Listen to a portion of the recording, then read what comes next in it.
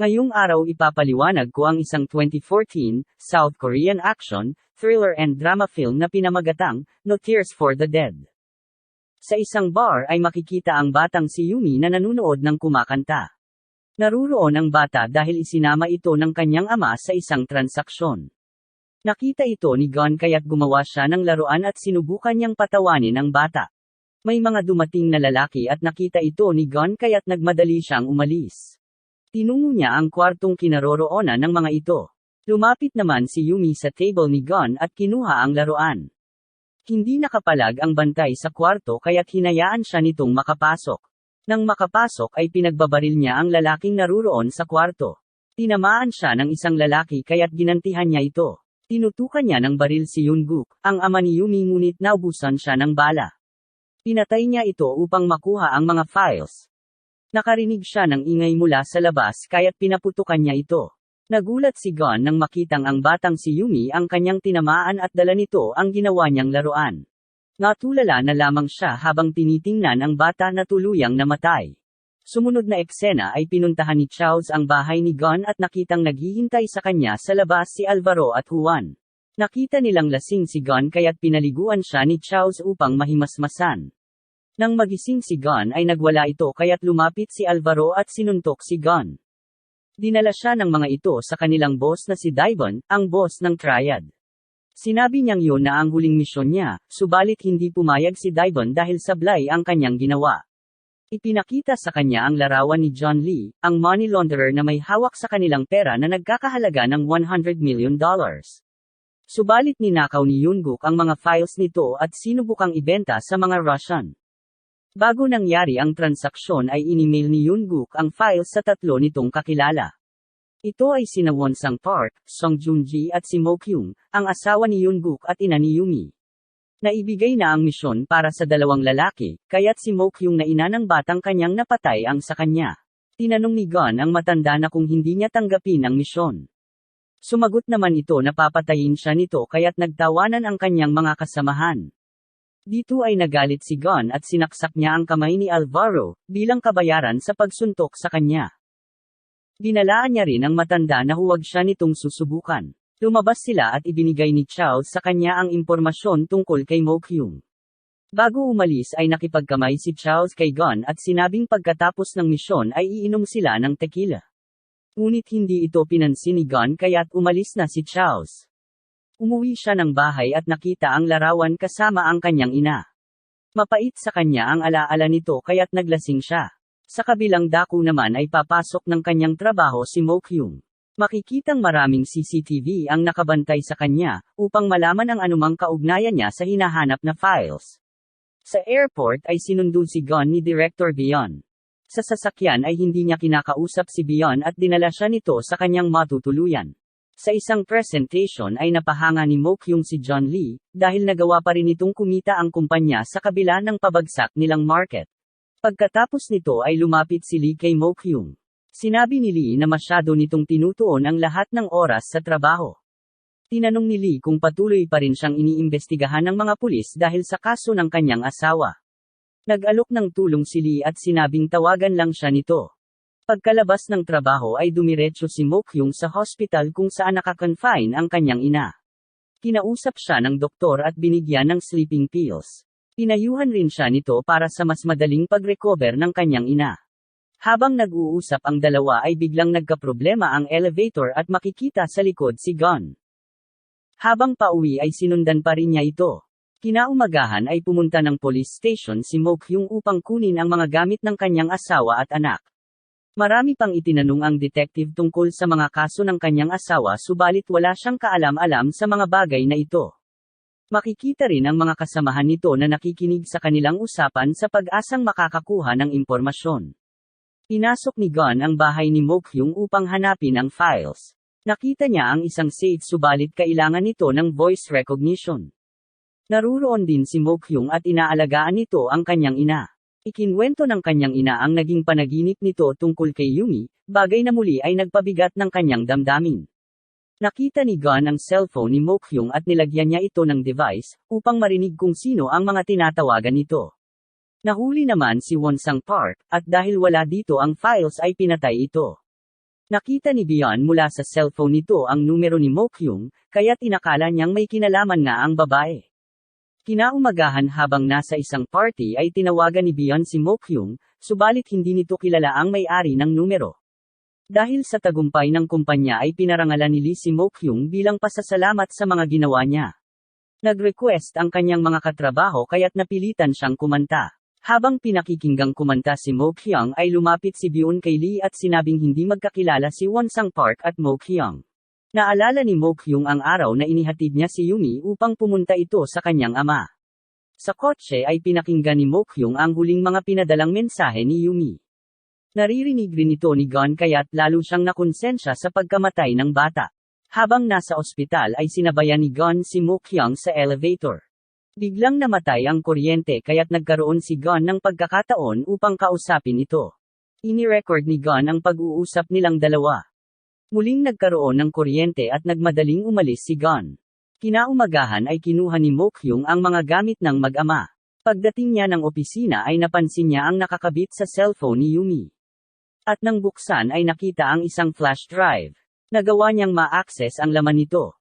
Nakita ito ni Lee kaya't nagmadali itong bumalik sa opisina. Nakita ni Mokyung ang mga larawan ni Yumi at hindi na pinakialaman ang ibang laman nito. Bumalik si Gon sa bahay ni Mokyung at ginamit ang recorded na boses upang mabuksan ang safe. Sa opisina naman ay tiningnan ni Lee ang CCTV at nakita kung saan nakalagay ang files. Samantala nakita ni Gon ang susi sa kwarto ni Yumi kaya't pinasok niya ito. Tinawagan siya ni Byeon at inutusang kunin ang flash drive at patayin si Mokyung. Umuwi si Mokyung, at nang may tumawag sa kanya ay tumunog rin ang cellphone ni Gon dahil sa nilagay niyang device, bagay na narinig ni Mokyung. Ang tumawag ay ang teacher ni Yumi, at sinabi nitong pinadala niya ang mga video ni Yumi noong nasa school ito. Nakabantay naman si Gon at naghihintay ng pagkakataon upang gawin ang kanyang trabaho. Lumabas si Gon at nakita niyang pinapanood ni Mokyung ang mga video. Naawa siya rito dahil halatang miss na nito si Yumi. Bumalik na lang si Gon sa kwarto at pinanood rin ang nakitang mga video ni Yumi. Muli siyang bumaba upang patayin si Mokyung ngunit wala na itong malay dahil marami itong nainom na sleeping pills na binigay sa kanya ng doktor. Sa kabilang dako ay makikita naman si Jun Gi-sung na sumakay sa kotse. Maya-maya ay bigla na lamang may bumangga sa kanyang sasakyan. Naruroon naman si Byeon habang pinapanood ang pagpatay kay Jun Gi-sung. Habang tinitingnan ang mga larawan ni Yumi ay naalala ni Gon ang kanyang ina.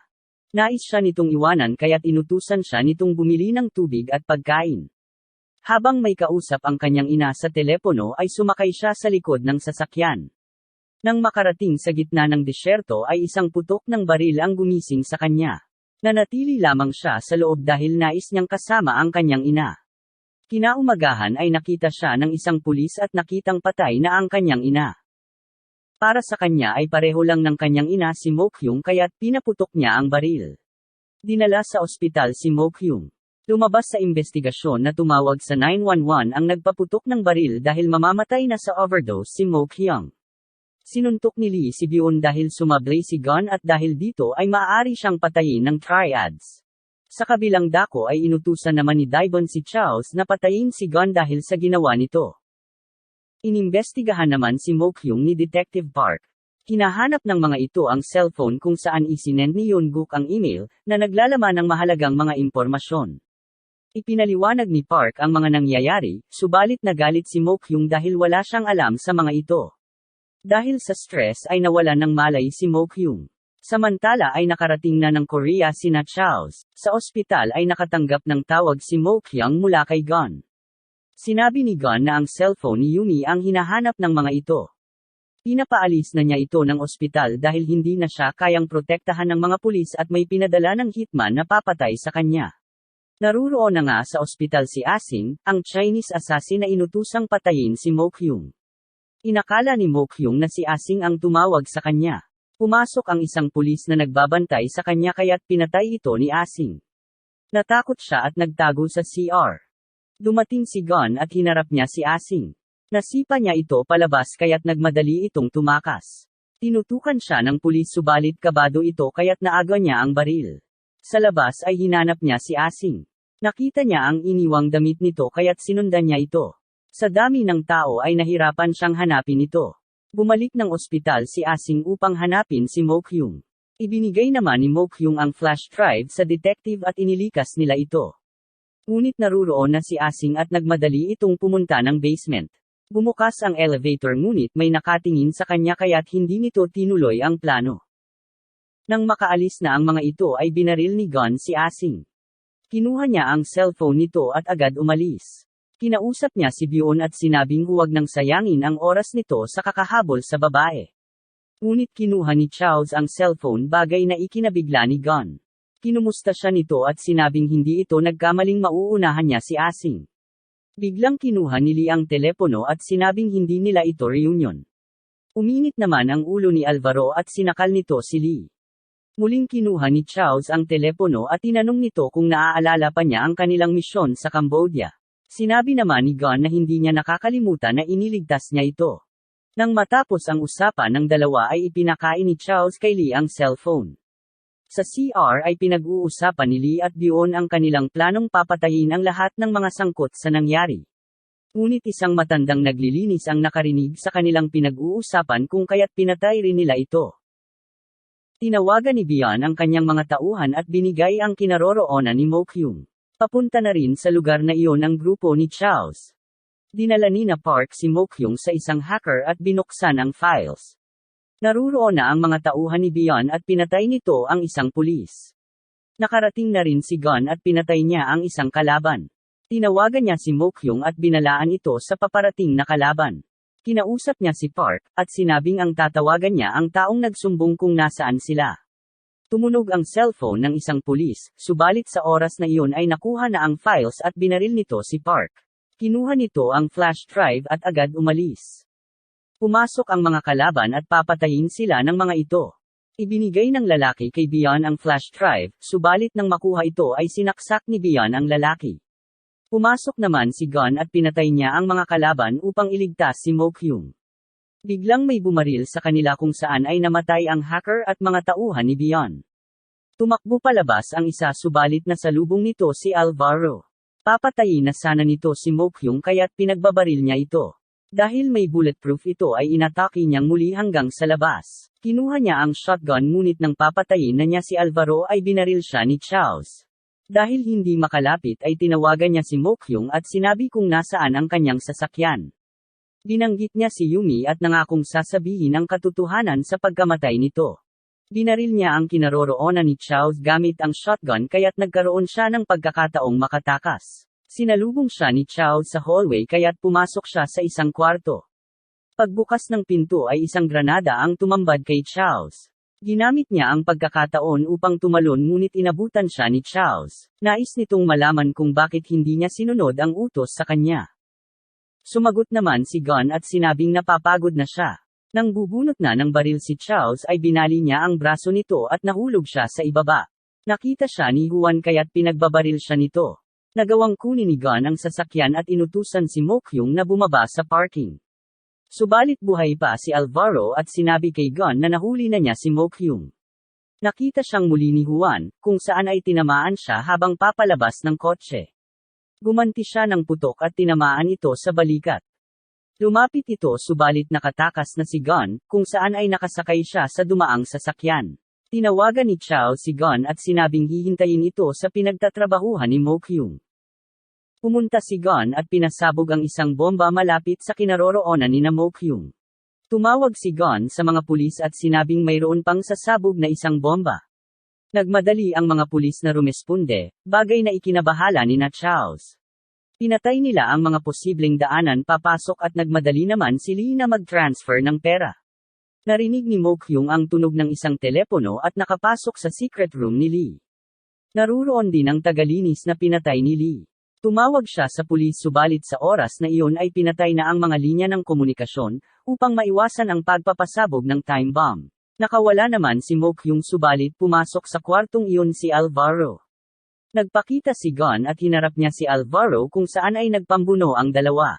Nagawang mahawakan ni Gon sa leeg si Alvaro at siya namang paglabas ni Juan sa elevator kaya't pinaputukan niya ito. Gumanti ng putok si Juan ngunit si Alvaro ang kanyang napatay. Nakita ni Mo Kyung ang ginagawa ni Lee, kaya't nireboot niya ang buong system kung saan ay nawala ang transaksyon. Dahil dito ay galit na galit si Lee.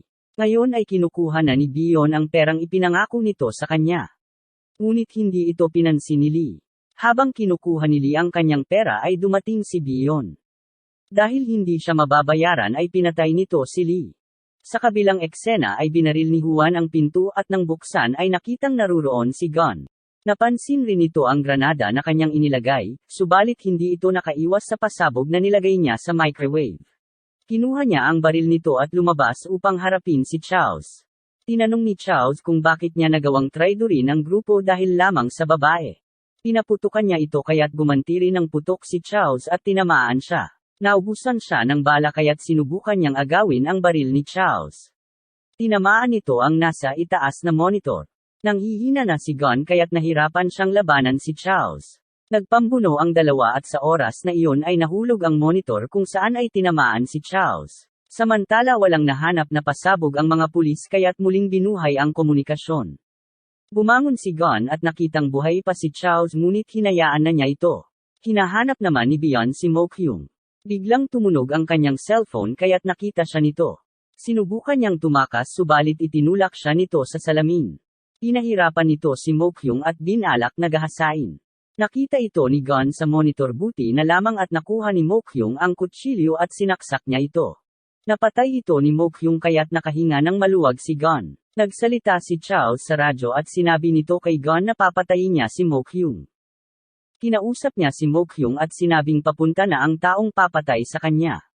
Pinakukuha niya ang nasa tabi nitong shotgun ngunit natatakot ito. Sinabi ni Gon na isusunod nito ang kanyang ina na nasa ospital kaya't nagkaroon ng lakas ng loob si Mo Kyung na kunin ang shotgun. Dagdag pa ni Gon na ito ang pumatay kay Yumi. Pagbukas ng elevator ay lumabas si Gon kaya't nabaril siya ni Mo Kyung. Dumating si Chaos at itinapon ang shotgun. Babarilin sana ni Chaos si Mo Kyung ngunit pinigilan ito ni Gon. Isinara na lamang ni Chaos ang elevator. Tinanong ni Chao si Gon kung pagod pa rin ito at sumagot naman si Gon na maayos na ang pakiramdam niya ngayon. Sa huling pagkakataon ay hinawakan ni Gon ang kamay ni Chao hanggang malagutan ito ng hininga. Sinubukang kausapin ni Mo Kyung si Gon ngunit wala na ito.